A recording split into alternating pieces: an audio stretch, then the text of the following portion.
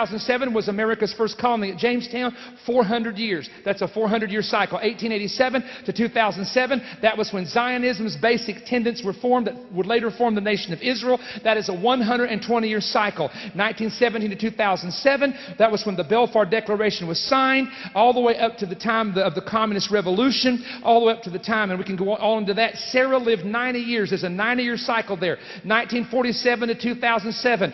The founding of the UN was in 1947. That's a 60-year cycle. Israel was a nation in 1948. That's a 60-year cycle. They celebrated their 60th anniversary in 2008. I know numbers are, if you're like me, I've already lost you. But stay with me. 1957, the Treaty of Rome was signed, predating the EU. 2007, that's 50 years. 1967, Jerusalem was reunited as the capital of Israel. 2007, that's 40 years. Now, I did a lot of numbers here. I don't expect you to remember one of them, but I want to tell you what the key is here. The key is that for the first time, when you start looking at biblical numbers that have a meaning, they all fit in America on the cycle of 2007-2008. Based on Genesis chapter 15, 13 through 15, I start saying, listen to what I said, America will reach its peak in 2008. And I didn't say it this year, I said it for years. I said 7 and 8. Now, Frank, am I telling the truth? Because a lot of these folks don't know me well enough to know that. He's on my board of directors. We've talked about this. And I said, I don't know what's going to happen in 2007 and 8. But you will see America climax as the superpower of the world during that time frame. What did you base it on? I base it on other things. I base it on number 2, the empire cycle. Most empires, according to scholars, last 200 to 300 years and decline, or they are replaced by a stronger rising empire. Columbus discovered the new land in 1492. That was over 500 years ago. America's first colony was over 401 years ago. America got independence from England 232 years ago. And we have existed today, you hear me, longer than most empires of history have existed. We have been a stronger power longer than most empires of past history have actually been. Now, number 3, there's another key to where America is and where it's going. There is a shifting from east to west. There's a scholar that divided the world up into 5 parts. He began to notice that every 250 years there is a shifting in empires. I'm going to go through these very quickly. 2000 BC, China. 1750 BC, the Mongols of Central Asia. 1500 BC, to every 250 years. Are you seeing this? 1500 BC, it was Egypt. 1200 BC, it was Eastern Europe. 1000 BC, it was the siege of Troy. 750 BC, it was the Scythians. 500 BC, the Persian Empire. 250 BC, the Grecian Empire. On the year 0, when Christ was born, tell me who ruled the world. You know, it was the Roman Empire. Then we go forward in time to 250 AD, it was the Huns. 500 AD, it was the Persians again. 750 AD, it was the empire called the Byzantines. 1000 AD, it was the papacy of Rome. 1250 AD, the Mongolian tribes came forth. 1500 AD, it was the Ottoman Turkish Empire. 1750, it was Western Europe. And on the year 2000, ladies and gentlemen, it was the United States of America, or it was the power from the West. America, in other words, you've got to, oh, help me somebody. America, you've got to understand, we are in a shifting of east to west. The power has been in the west. This is hard for me to say as an American, but I can say it prophetically. The power has been in the west. It is going to shift to the east. And I'm going to tell you in the Bible, in the book of Revelation, who the leading empire will be. Kings of the east headed by China. China is the next and will be the final major empire of biblical prophecy, and that's why they're rising to the forefront now. By the way, did you know that when the government gave you that blessed little check a few months ago, that money was borrowed from China?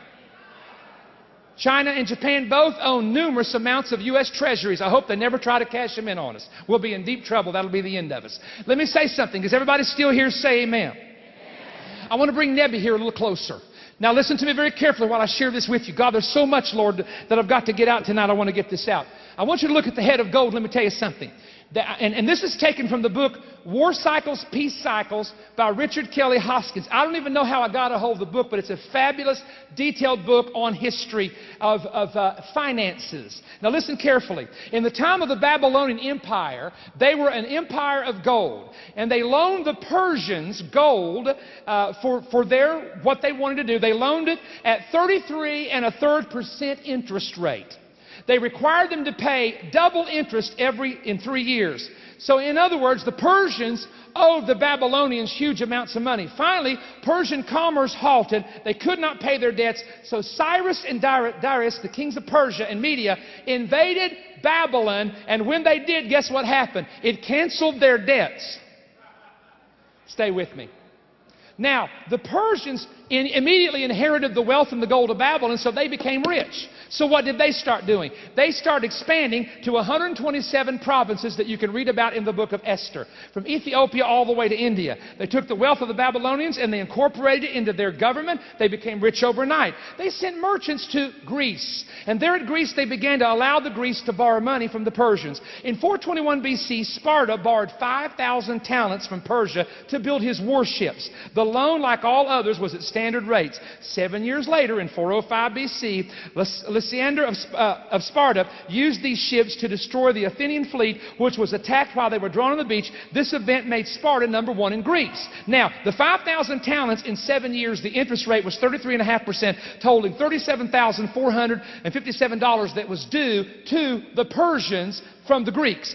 Alexander the Great suddenly comes to power, looks at the treasury, finds $120,000 in the account of the government treasury, but owes $1.5 million. Comes up with a great idea. If he can invade the Persians and overthrow the Persians and take over the Babylonians, he can cancel his debt. Sure enough, he did it. Alexander's army overpowered the Persians, and guess what happened, ladies and gentlemen? He ended up getting $440 million in gold when he took over the Babylonian Empire. Hey, debts are canceled, and now they're rich. So here's what happens. The Greeks all of a sudden start trading with a group of people called the Romans. It was called the Roman Federation. And the Romans began to borrow money from the Greeks. Make a long story short, same thing is repeated. Suddenly the Roman Empire starts owing all the Greeks money. They decide they're going to have to invade that army in order to cancel their debts, in order to get their wealth, and on it went. And finally, when Rome really needed money, Pastor Ron, when they were in all those countries trying to keep the peace, they finally invaded one place that had gold left, the temple in Jerusalem in 70 AD. And they ended up taking the gold back to Rome. Is everybody hearing what I'm talking about? Now, here's what I'm trying to say to you. Is that wars make money. But let me tell you who they make it for. Bankers. I'll let you do the research. There was a bank that supported the Allies and supported Hitler at the same time, making money on both ends when World War II was going on. Here's what Thomas Jefferson said about centralized. I believe the banking institutions are more dangerous to our liberties than standing armies. If the American people are ever allow private banks to control the issue of their currency, first by inflation and then by deflation, the banks and corporations will grow up around those banks and will deprive the people of their property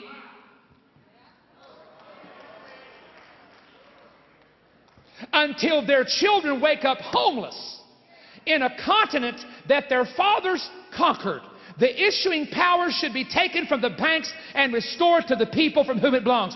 These men were wise men. They saw into the future. I don't know if they saw it by revelation. I don't know. Many of them were praying men if they knew where it was going. But we've now come to the day where former presidents and even people like Ron Paul, who are men who have studied this, have been warning the American people, here's what your root cause is. Now let me tell you what, I feel like I must say this.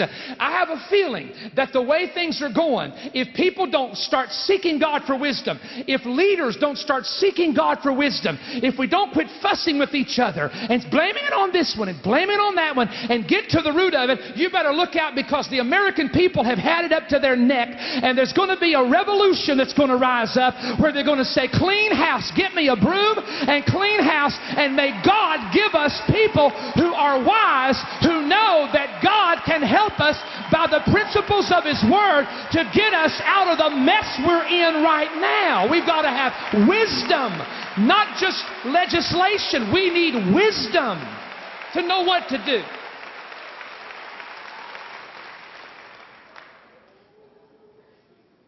Listen carefully.